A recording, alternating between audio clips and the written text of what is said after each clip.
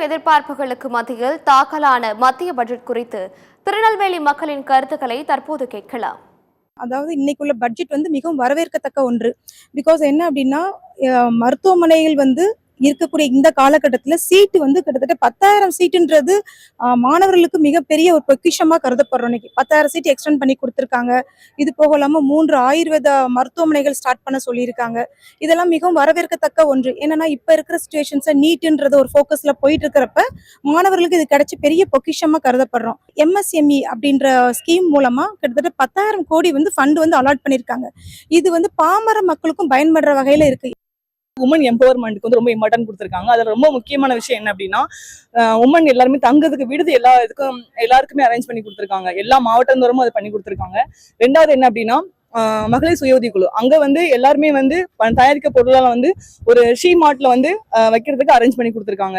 இதெல்லாம் எல்லா பெண்களும் வெளியே எல்லா சுய உதவி குழுமா வெளியே அவங்களுடைய பவரை வெளியே காமிக்கிறதுக்கு ஒரு பெரிய யூஸ்ஃபுல்லா இருக்கும். அதாவது இன்னைக்கு பட்ஜெட் பாத்தீங்கன்னா பெரிய அளவு வரவேற்கப்படுவதற்கு முதல் விஷயம்னா திருநெல்வேலியில தென் மாவட்டத்தில் இந்த சைடுல இருக்கக்கூடிய பொதிகை மலை, அதுல வர சுற்றுலாதலமா அந்த மலையேற்றத்திற்கு இன்னைக்கு பட்ஜெட் தாக்கல் பண்ணியிருக்காங்க.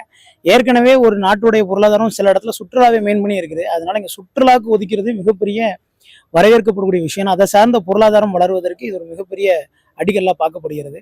கனிம வளத்துக்காக இந்த இடத்துல பட்ஜெட் ஒதுக்கியிருக்காங்க. அது தென் மாவட்டத்தில் திருநெல்வேலி, தூத்துக்குடி, கன்னியாகுமரியில் கிடைக்கக்கூடிய அரிய வகை கனிம வளத்திற்கு இது மிகப்பெரிய வளர்ச்சி. ஏன்னா நாடு ஆத்ம நிர்பார் தற்சார்பு கொள்கையை நோக்கி நகர்வதில் இந்தியாவுடைய ஆணித்தரமான நம்பிக்கை அப்படிங்கிறது இந்த பட்ஜெட் மூலமாக வரவேற்கப்படுகிறது. இந்த பட்ஜெட் நிர்மலா சீதாராமன் அம்மா தாக்கல் பண்ணும்போது நான் மிகுந்த எதிர்பார்ப்போட இருந்தேன்.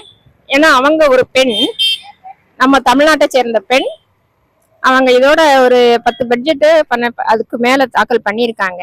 இந்த வருஷம் உள்ள பட்ஜெட்டை மட்டும் நாங்க எல்லாருமே மிகுந்த எதிர்பார்ப்புல இருந்தோம்னு சொன்னா, உலக அளவுல அதோட இந்திய அளவுல தங்கத்தின் விலை ரொம்ப அதிகமா போகுது. அந்த தங்கத்தின் விலையை கட்டுப்படுத்தக்கூடிய அதிகாரம் நம்ம பைனான்ஸ் மினிஸ்டருக்கு இல்லைனாலும் தங்கத்தின் மீதான இறக்குமதி வரி குறைக்கப்படும்னு நம்ம இந்தியா முழுசும் எதிர்பார்த்துக்கிட்டு இருந்தோம். அந்த இறக்குமதி வரி 6% 3% குறைச்சிருந்தாங்கன்னா இன்னைக்கு இந்த பட்ஜெட்டை பத்தி நான் தங்கமான பட்ஜெட்னு சொல்லுவேன்.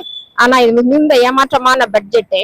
உலக அளவுல கொண்டு போகக்கூடிய ஒரு பொருளாதாரத்தை கொண்டு போகக்கூடிய பட்ஜெட்டுங்காங்க.